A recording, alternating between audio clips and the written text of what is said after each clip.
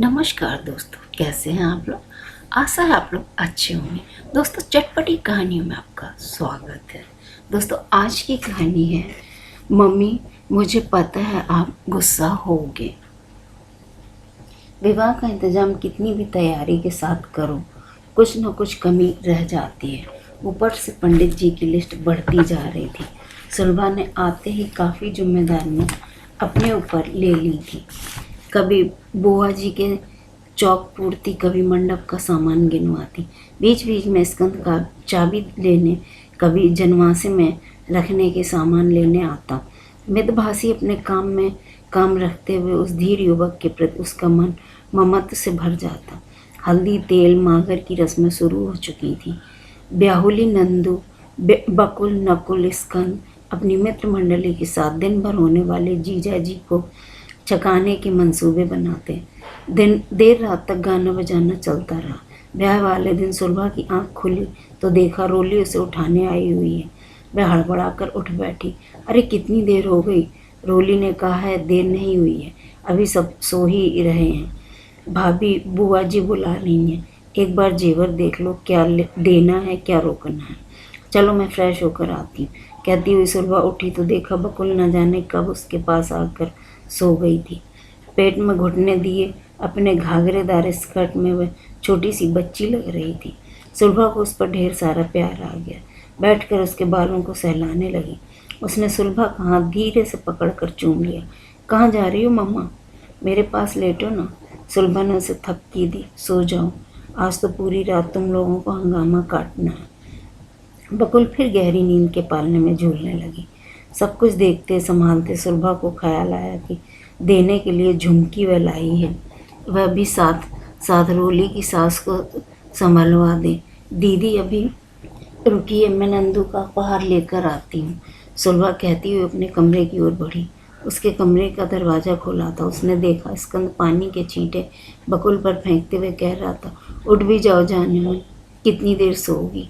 प्रत्युत्तर में बकुल की खनखनाती हंसी और स्कंद के हाथ का सहारा लेकर उठना उसे अविश्वसनीय सा लगा। वह दरवाजे की ओट में हो गई। स्कंद बाहर निकल गया था। बकुल फ्रेश होने वाल को चली गई। बहुत देर तक अनदेखा देखा वह दृश्य उसकी आंखों के सामने घूमता रहा। जाने मन उसके कानों में गूंज रहा था। उसने मन को समझाया, फौजी प्राय बेबाक होते हैं, बिना सोचे समझे बोल देते हैं, वे बेकार इतना तूल दे रही है। दूसरे ही क्षण बकुल का स्कंद के हाथों में लिपटते हुए उठना उसे याद आ गया कि उसकी बच्ची आज भी उतनी अल्हड़ है या सचमुच बड़ी हो गई है। अपने को संयत करते हुए झुमकी का सेट निकाला और रोली को थमाया। यंत्र चालित सी वह अपने कामों में लग गई। जगकर चलता हुआ स्कंद और कुल्हड़ में चाय देती बकुल उसके सामने से गुजरे। दोनों के चेहरे मनोहारी आभा देखकर उसे अच्छा लगा, पर सब कुछ बहुत जल्दी है सोचकर उसने मन को समझाया। देखते देखते शाम हो गई।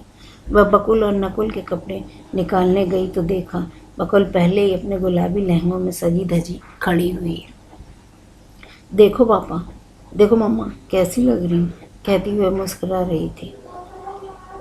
बर्मा जी देखकर हतप्रभ रह गए। मम्मा, मैं नंदू दीदी और स्कंद के साथ पार्लर चली गई थी। गुलाबी लहंगे की आभा उसके चेहरे पर छलक रही थी। कानों में मोती की लंबी लड़ और सोने के घुंघरू बार बार थपकी सी दे रहे थे। चोटी में मोगरे का गजरा महक रहा था। सुलभा ठगी सी देखती रह गई। नवजनित प्रेम का लावड़ मानो छलक पड़ रहा हो। बकुल ने बोलना शुरू कर दिया, मम्मा मुझे मालूम है तुम गुस्सा होगी, पर क्या करती है। बुआ जी ने अपनी झुमकी पहना दी। स्कंद भी पीछे पड़ गया। हजारों सवाल सुलभा के मन में आ रहे थे। उसने विरक्त भाव से कहा, जाओ अब हमें भी तैयार होने दो। ठिनकती हुई बकुल चली गई। वर्मा जी को शायद कुछ फर्क नहीं पड़ा था। वैसे भी स्त्रियों की शक्ति, ग्रहण शक्ति पुरुषों से अधिक तेज होती है। ब्याह के बीच बच्चों की हंसी ठिठोली, कहाँ कहाँ के कहकहों के बीच समस्त वातावरण उल्लासित था। सुबह होते होते विदा का समय हो गया। मेहमान भी आजकल विदाई के साथ साथ निकलने लगे थे। सुलभा भी अपना सामान लगाने लगी तो बगल में रोली आकर बैठ गई। भाभी इतनी जल्दी क्या है, थोड़े दिन रुक जाओ, कहती हुए सुलभा से चिपक गई। सुलभा ने समझाया, नकुल को अपनी प्रतियोगी परीक्षा की तैयारी करनी है, बकुल को भी अगली कक्षाओं के फॉर्म भरने हैं, अब जाने दो रोली। रोली के पास खिसक कर बोली, भाभी बुआ जी आपसे बकुल का हाथ मांग रही हैं। सुलभा ने तुरंत प्रतिवाद किया, बकुल तो भी 20 साल की, फिर ऐसी खिलंदड़ी लड़की को ब्याह के जुए में कैसे बांधूं। रोली सुलभा की चूड़ियों के आगे पीछे करती हुई बोली, भाभी स्कंद तो 26 का है, बुआ फूफा जी का इकलौता बेटा है, इतना गंभीर समझदार के बकुल को अच्छे से संभाल लेगा। अभी कैप्टन है, इतना भला है जिसे कहते हैं टू जेंटलमैन। इतने रिश्ते आ रहे हैं, नंदू के ससुर जी तो इसी मंडप में रिश्ता पक्का करना चाह रहे थे, पर उसे हमारे बकुल ही पसंद आई। भाभी मैं दिल से कह रही हूँ, इस रिश्ते को मना मत करो, दोनों बच्चों का दिल टूट जाएगा। मैं भी तो कैसी थी, पर सुब्रत ने कैसे मुझे संभाला। लड़के आपको बहुत मिलेंगे, पर स्कंद जैसा नहीं। सुब्रत भी भैया से बात करेंगे। बुआ जी संकोच के मारे आपसे कुछ नहीं कह पा रही हैं। सूटकेस खुला था, पर मन में विचारों का झंझावत लिए सुलभा कुछ सोच भी नहीं पा रही थी। रोली फुसफुसाते हुए बोली, भाभी बकुल से पूछ कर देखो, वह तो जाने कब से दिल हारे बैठी हुई है। रोली, सुब्रत, नकुल, बकुल सभी के मन की जीत हुई है। वर्मा जी खुश भी थे और आहत भी। सामान्य से लोकाचार के साथ रिश्ता और तय हो गया। चलने की समय की बात, बकुल की आंखों की नमी और स्कंद का मुरझाया चेहरा देख सुलभा भी भावुक हो गई। एक ब्याह निपटा और दूसरे की तैयारियां शुरू हो गई। दौड़ भाग में एक दिन सरकता जा रहा था। सुलभा उल्लासित थी पर आशंकित भी। कैसे निभाएगी ये लड़की? ब्याह करीब है पर आज भी वैसी अल्लड़ है। लड़कियां कितनी चाव से कपड़ा जेवर खरीदती हैं, पर वह आज भी वैसी ही बेपरवाह है। सुब्रत ने आकर बहुत सारी जिम्मेदारियां संभाल ली, तो उन्हें जल्दी लौटकर उधर का भी सब देखना था। स्कंद के माता पिता सीधे साधे तरीके से सब चाहते थे, पर वर्मा जी ने बड़े अरमान थे। काम खत्म करके बकुल के कमरे में जाती तो वह मोबाइल से चिपकी गुटुरगू करने में व्यस्त दिखती। सुलभा की आंखों में आंसू आ जाते। कितनी जल्दी सब होना क्या ठीक है, पर बेटी थी कि नवसृजित प्रेम के खुमार में उड़ी जा रही थी। ब्याह का दिन करीब आ गया। ढोलक की थाप के साथ बन्ना बन्नी के स्वर गूंजने लगे। लाल पीली बुनकियों वाली पगड़ी में स्कंद का पनीछा करते हुए उसके दिल से आशीर्वाद निकलने लगे।